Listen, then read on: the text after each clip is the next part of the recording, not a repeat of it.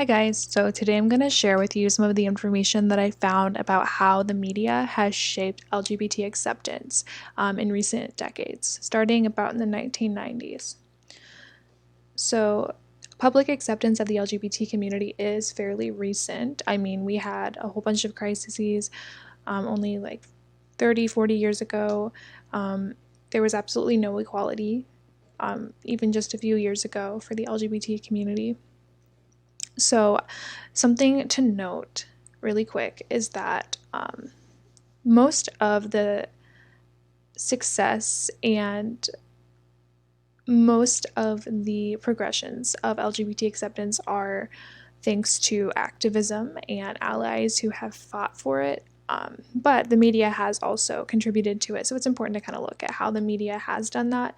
And we're going to kind of look at a few different examples from different media platforms. And all of the studies I'm going to be talking about were qualitative and based on interviews of LGBT individuals, and then a few of them were archival and were based on different findings from magazines and things like that. So just keep that in mind while we're going through it, because I'm not really going to be talking about the methods that researchers used as much. So just know that most of the time they were from interviews or archival research. So the beginnings of LGBT representation kind of started around the time that Ellen DeGeneres came out on her sitcom.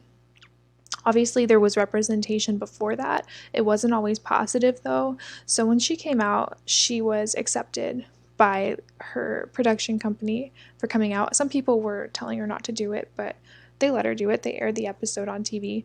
And then other parts of the media were kind of discriminatory toward her after that for a while. But obviously now she's been embraced wholeheartedly by the media, and she is hosting her own very successful talk show. So she's kind of the poster child of how LGBT acceptance has evolved. So she went from, coming out on TV and then kind of being shunned by the media, and then after that, just embraced. So just keep that in mind as we go through everything.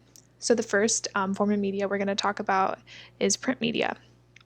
So in a study by Bill Eadie, he looked at different articles about LGBT representation around the time Ellen came out.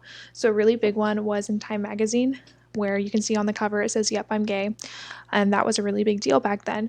So a lot of television media stations and different production companies were shunning Ellen, but the print media company was pretty much wholeheartedly embracing her. For a while. So at first, when she first came out, they embraced her, but then after a while, they kind of started being discriminatory. But when people saw that discriminatory behavior, it did kind of turn them off, and they were a little bit more accepting of the LGBT community because they saw how Ellen was hurting and how her career was suffering. So on top of that, Linda Kendricks has also looked at the print media and how it has affected the LGBT community. But she looked at different countries where LGBT issues are still very taboo, and they're living in very conservative cultures where there's no equality for the LGBT community. And so she talked to different LGBT folk and how they felt their portrayals in print media, how they felt that affected their acceptance in their social circles. And most of them said that when print media would publish photos and articles about the LGBT community, they did feel more accepted afterward.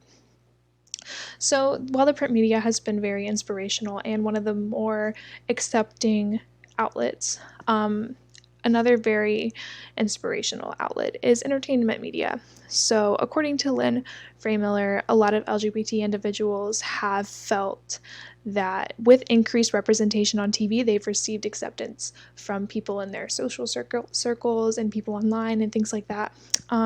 However, for a while, gay characters were just perpetrating stereotypes and kind of hindering the LGBT community more than anything. But as show writers kind of progressed with their viewpoints and started creating characters who were more accurate, that stopped happening.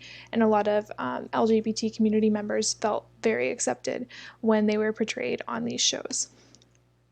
So on top of that, Jimmy Manning found through his studies that LGBT characters, when combined with comedy, are very much accepted by audiences. And then on top of that, Eve and G found that when reality shows use LGBT issues as like a central theme, it fosters acceptance as well. And then we have examples like RuPaul's Drag Race and Queer Eye for the Straight Guy. Those shows have been monumental in enhancing the LGBT experience. So after entertainment media, we're going to talk about the news media. So the news media has been kind of slow to the punch in LGBT representation, unfortunately, but Scott McKinnon just recently did a study a few years ago where he interviewed LGBT individuals and asked them how they felt about their representation during natural disasters that happened in the last few years. And most of them said that they did feel adequately represented by the news media and they felt like their voices were enhanced. But in the past, this was not the case. So the news media, it is perpetrating acceptance of the LGBT community, but it's very, very recent that they're doing that. Advertising as well has been slow to the punch. I mean, I remember the first time a gay couple kissed on TV kissed on a TV ad wasn't even that long ago. I think it might have been less than 10 years ago. I remember it was a very big deal. But a lot of advertising in the past has sexualized the LGBT community. But over time, they've become a lot more friendly and they're not trying to cater to heterosexual individuals anymore. They're trying to accurately represent the community, which has been very nice for the acceptance.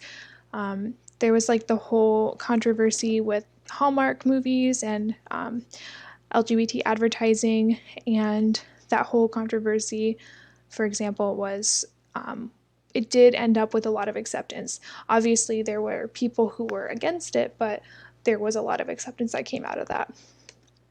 So the sports media, surprisingly, has fostered acceptance recently as well.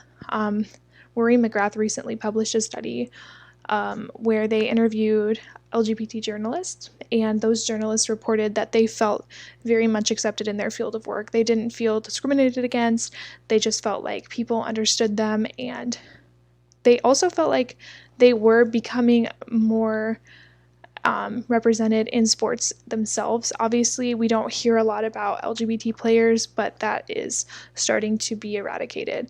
That we're not talking about that because they exist, but they're starting to have their voices heard now. So social media has been probably the most influential of all the medias that we've talked about in enhancing the LGBT experience. So both Thomas Chase and Jay Clarkson have looked at different internet forums and collected comments that show that the LGBT community in a lot of more conservative places have been able to find safe places to talk about their issues, and heterosexual cisgender people have been able to also go in those places and educate themselves and have discourse with these individuals and hear their voices. So that's been very effective. One thing that's worthwhile to note, though, is that transgender individuals are not as represented or accepted in society. The media really hasn't been that welcoming of transgender individuals, so that's something that you have to keep in mind. In the future, I think this will probably change because we've had people like Laverne Cox, who I put in the picture there, who have really inspired people to be more accepting of transgender individuals, but again, it's not that common. But looking at the progression of gay individuals and their representation, I can probably assume that the same will happen. It's just going to take a while, which is what I just said on here. Because progression has been rapid for the LGBT community since the 90s, it is likely that transgender representation will kind of take the same route. So, if you guys want to know more information about any of these studies or some of the studies I used in my paper that I did not talk about in this presentation, here are all of my sources. Pause if you wanted to look at any of them in particular. And then also a quick disclaimer, I understand this is a controversial topic, but I'm just reporting on how the LGBT community has seen progressions, and I'm not really welcoming any negative discourse just because, I'm just looking at data and synthesizing it and telling it to you guys. So With that being said, that's the research that I did about this topic, and I hope you guys learned something about how the media has played into LGBT acceptance. Thank you.